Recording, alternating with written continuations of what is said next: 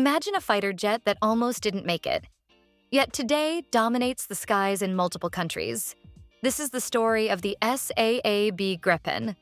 December 9, 1988, the prototype Gripen takes its first flight over Linköping, Sweden.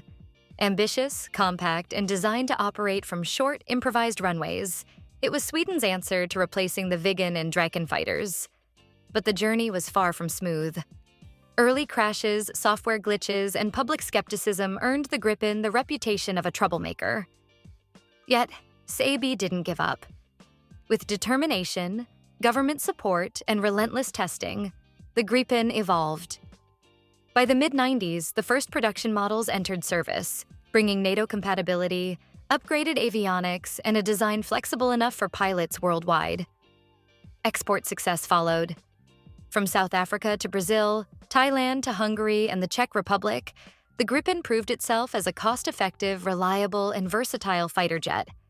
And today, the next-generation Gripen is taking off, offering modern capabilities without relying on American platforms, catching the eye of countries seeking alternatives. Did other countries miss out by choosing the F-35?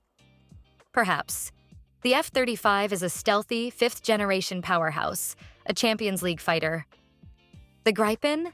A national champion that punches above its weight, proving that innovation, persistence, and smart design can turn even the underdog into a global success. Let us know what you think in the comments, and make sure to hit subscribe for more updates on aviation innovations from up in the sky.